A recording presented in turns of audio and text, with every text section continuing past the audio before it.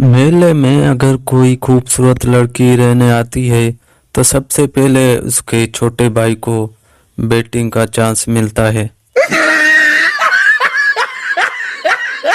शुक्र है डॉक्टर ये नहीं कहते खुले पैसे नहीं है, नहीं तो बोलते एक और इंजेक्शन लगा दूं।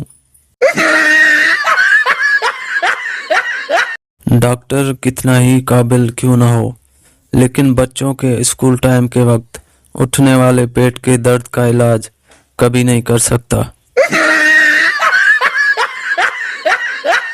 शोहर बीवी से, ये खिड़की का शीशा तुमने तोड़ा है, ये अब तुम अपने पैसों से लगवाओगी। बीवी, मैं क्यों लगवाऊं, मैंने आपको जूता मारा, आप सामने से क्यों हटे। शोहर, भाई बेगम, अपनी 40 साल शादीशुदा जिंदगी में आज पहली बार तुमने इतनी बेहतरीन चाय बनाई है कि बयान नहीं कर सकता। बीवी, हाय हाय, मेरी तो अकल ही मारी गई, मैंने गलती से अपनी प्याली आपको दे दी है।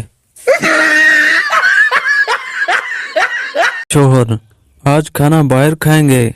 बीवी खुशी से, ठीक है, मैं बस 2 मिनट में तैयार होकर आती हूँ। शोहर, ठीक है, मैं इतनी देर में बाहर सहन में चटाई बिछाता हूँ, तुम खाना लेकर आ जाओ। शीदे को पूरी रात मच्छरों ने बहुत परेशान किया, शीदे का दिमाग घुमा, शीदे ने जहर पी लिया और बोला अब काटो सालो, सब के सब मरोगे। टीचर, आई लव यू किसने इजाद किया।